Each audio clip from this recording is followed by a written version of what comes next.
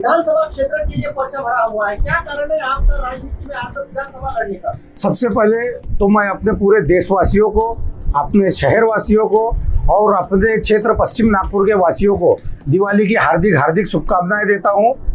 पश्चिम नागपुर से विधानसभा इलेक्शन लड़ने का जो निर्णय लिया है, कारण ये है कि इसके पहले जो भी प्रतिनिधि यहाँ पर अभी तक आए हैं, हम लोग पिछले 10-15 सालों से बहुत सारी ऐसी समस्याएं हैं, बड़ी समस्याएं हैं, छोटी समस्याएं हैं, लेकिन जो भी जनप्रतिनिधि यहाँ पे विधानसभा के माध्यम से चुन के आया है, उन लोगों ने उसके ऊपर में ध्यान देने का काम नहीं किया। छोटे मोटे काम तो बहुत हुए हैं, रोड, नल, गटर, नाली, ये काम हुए हैं, लेकिन बड़े काम जैसे कि एक गोरेवाड़ा की नाला है बहुत बड़ा, उसकी दीवार हर साल बारिश के अंदर में लोगों के घरों में पानी घुसता है, लेकिन वो दीवारों के ऊपर वो एक बड़ा काम है नाले की दीवार बनाना। जबकि शहरों के अंदर में आप देखोगे कि हर जगह नाले की दीवार बनी हुई है, कोई भी नाला दीवारों से अछूता नहीं है।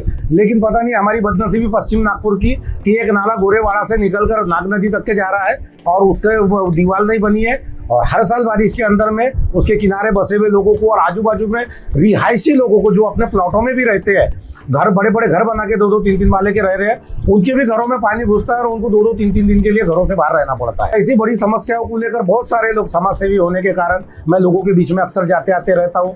इस तरीके की जो विपदा आती है उस समय भी हम लोगों की जो भी हमसे बन पड़ती है वो मदद करते हैं, तो उस बहाने से जाते हैं। तो लोगों का हमेशा यही नाराजगी रहती है कि ये चीजें हम कब तक सहेंगे। दूसरे और भी बहुत सारे मुद्दे, जैसे कि हम जिस जनप्रतिनिधि को चुन के देते हैं उससे हम ये अपेक्षा रखते हैं कि हमारी जो छोटी बड़ी समस्या है उसका सारा निराकरण वो करके दे। आप जैसे मुस्लिम कैंडिडेट को, अल्पसंख्यक के कैंडिडेट को किसी पार्टी की ओर से उम्मीदवारी नहीं दी जाती है, क्या कारण है? सर, ये पार्टी की जो उम्मीदवारी मुस्लिम समाज को नहीं दी जाती है, ये हमारे मुस्लिम समाज की एक बहुत बड़ी विडंबना है।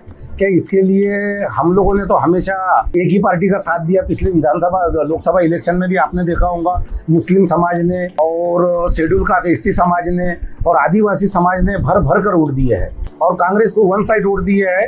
लेकिन उसके बावजूद भी मुसलमानों को जो उम्मीदवारी नहीं दी जा सकती है, ये एक मुस्लिम समाज को राजकारण से बाहर करने का एक बहुत बड़ा षड्यंत्र है। हमको तो ऐसा ही लगता है कि षड्यंत्र है करके। अब आगे जो नेता लोग सोचते होंगे उनकी मर्जी।